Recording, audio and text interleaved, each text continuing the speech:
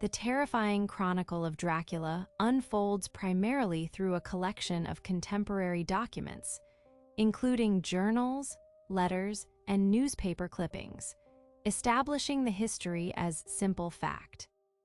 The narrative begins with the meticulous journal entries of Jonathan Harker, an English solicitor who travels deep into the superstitious Carpathian Mountains in Transylvania to finalize a real estate transaction with his client, the elderly nobleman, Count Dracula.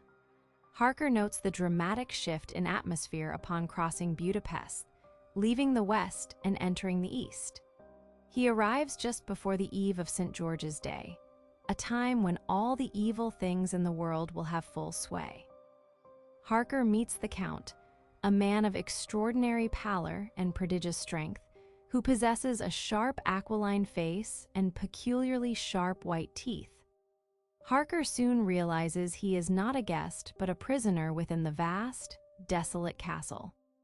He makes several chilling discoveries, including that the Count has no reflection in a mirror, and witnesses Dracula crawl down the sheer castle wall, face down, with his cloak spreading out around him like great wings, moving just as a lizard moves along a wall. Harker's life is threatened when he is nearly attacked by three voluptuous, ghostly women who cast no shadow. Dracula violently intervenes, proclaiming, "This man belongs to me." Harker ultimately finds the Count seemingly asleep in a coffin-like box filled with earth, looking terrifyingly younger and gorged with blood, appearing like a filthy leech. Harker manages to strike the Count with a shovel, gashing his forehead, before fleeing as the monster's 50 earth boxes, his necessary lairs, are shipped away. Meanwhile, in England, Harker's fiancée, Mina Murray, corresponds with her friend, Lucy Westenra, who accepts a proposal from Arthur Holmwood after receiving 3 in a single day. The Count's arrival is heralded by the wreck of the Russian schooner Demeter off Whitby, carrying only the 50 boxes of earth. The ship's log details the mysterious disappearance of the crew and the fate of the captain, who was found dead, lashed to the helm with a crucifix, after seeing a tall, thin man who was not like any of the crew. Lucy soon suffers from mysterious blood loss, exhibiting 2 little red points like pinpricks on her throat. Dr. Seward calls his former master, Professor Van Helsing, a Dutch physician whose immense learning is matched only by his absolutely open mind. Van Helsing diagnoses the immediate need for blood transfusions to keep her heart functioning.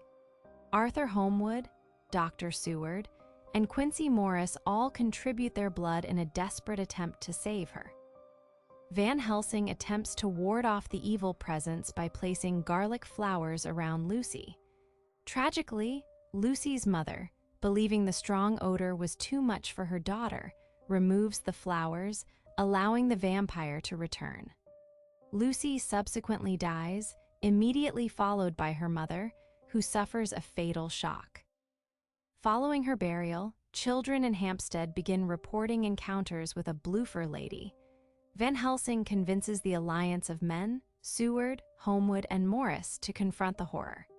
They discover Lucy's coffin empty, only to find her return the following night, now looking more radiantly beautiful than ever. When she appears outside the tomb, she is a vision of voluptuous wantonness, with lips crimson with fresh blood, offering a horrific kiss to her fiancé, Arthur. Van Helsing's crucifix repels her.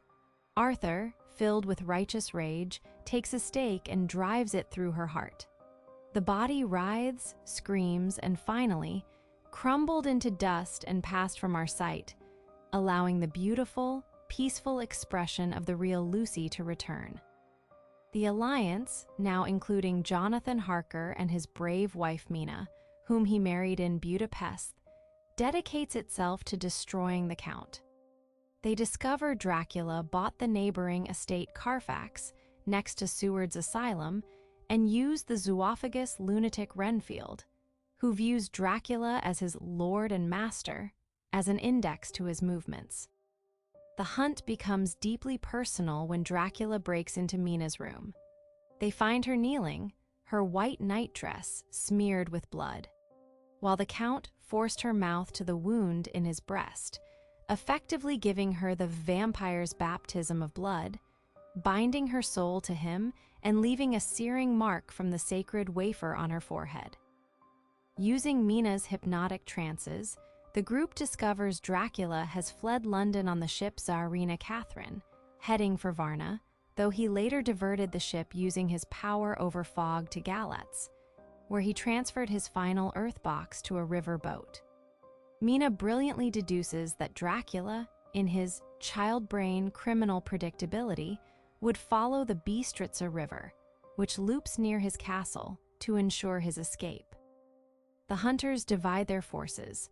Harker and Godalming chase by steam launch, Seward and Morris ride the banks, and Van Helsing takes Mina directly overland to the castle.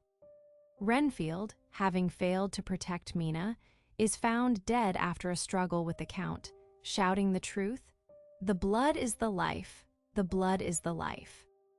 Van Helsing reaches the castle first, where he performs the terrible task of staking the 3 vampire women, whose bodies turn to dust, and sterilizes Dracula's tomb with the sacred wafer.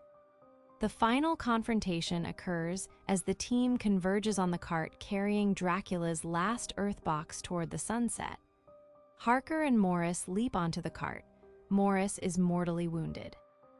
As the sun sets, giving the Count a look of triumph, Harker plunges his great cookery knife into Dracula's throat while Morris drives his Bowie knife into his heart. The body crumbles into dust and passed from our sight. Quincy Morris dies peacefully, having seen that the snow is not more stainless than her forehead. The curse has passed away.